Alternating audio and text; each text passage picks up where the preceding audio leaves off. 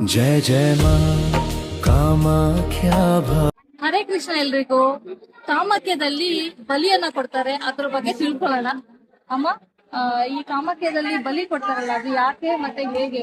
ಬಲಿ ಅಂದ್ರೆ ಒಬ್ರು ಸಾಧಕರು ಇರ್ತಾರೆ, ಒಬ್ರು ಹರಕೆ ಮಾಡ್ಕೊಂಡಿರ್ತಾರೆ, ನನ್ಗೆ ಈ ಕೆಲ್ಸಗಳು ಆಗ್ಲಿ ನಾನ್ ಕೊಡ್ತೀನಿ ಅಂತ. ಅಮ್ಮ ಮನ್ಸು ಮಾಡ್ಬೇಕಿರ್ತಾರೆ, ನೀವೇನೋ ನಿಮ್ ಇಷ್ಟಕ್ಕೆ ನೀವು ಹರಕೆ ಮಾಡ್ಕೊಂಡ್ರು ಕೊಡಕಿಲ್ಲ, ಅದು ನ್ಯಾಯವಾದ ಇರ್ಬೇಕು. ಆಕೆ ಹತ್ರ ನ್ಯಾಯನೇ, ಜಡ್ಜಾಗಿ ಅದು ಕರೆಕ್ಟ್ ಆಗಿದ್ರೆ ಮಾತ್ರ ತಥಾಸ್ತು ಅಂತಾಳೆ. ಆಮೇಲೆ ಬಲಿ ಅನ್ನೋದು ಕೋಣ ಬಲಿ ಇದೆ.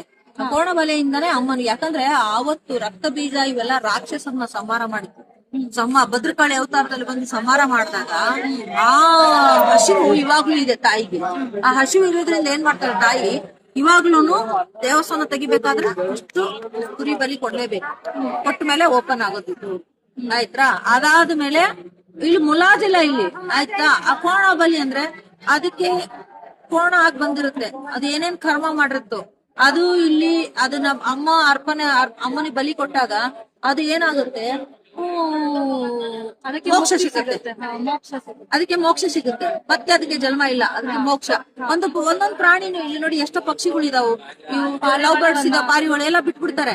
ಅವೇನ್ ಗೊತ್ತಾ, ಅವೇ ಸತ್ತೋಗ್ಬಿಡ್ತಾವ್. ಅವ್ ಜಾಸ್ತಿ ದಿನ ಇರಲ್ಲ, ಬೇಗ ಸತ್ತೋಗ್ಬಿಡ್ತಾವ್. ಇಲ್ಲಿ ಕುರಿಗಳು ಎಷ್ಟು ಓಡಾಡ್ತಾವ್ ನೋಡಿ, ಅವೆಲ್ಲ ಅವೇ ಹೋಗ್ಬಿಡ್ತಾವ್. ಏನು ಅವ್ನ್ ಯಾರು ಏನು ಮಾಡೋದಿಲ್ಲ, ಅವು ಅಲ್ಲೆಲ್ಲೇ ಹೋಗ್ಬಿಡ್ತಾವ್. ಆಯ್ತರ ಬಿಡ್ತೀರ, ಹರಕೆ ಮಾಡ್ಕೊಂಡ್ ಬಿಡ್ತಾರೆ.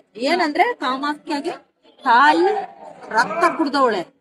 ಯಾವ್ದೋ ಒಂದ್ ಟೈಮಲ್ಲಿ ನರಬಲಿ ಆಗ್ತಿತ್ತಂತೆ, ಅದು ನಿಲ್ಲಿಸ್ಬಿಟ್ಟು ಆಮೇಲೆ ಇದಕ್ ಬಂದವ್ರೆ, ಇದು ಕೊಡ್ಲೇಬೇಕು.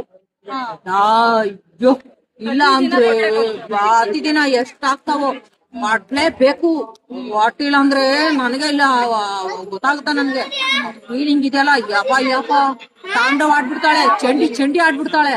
ಏನು ಆ ರಕ್ತದಿಂದನೇ ಶಾಂತ ಆಗಿದ್ರು.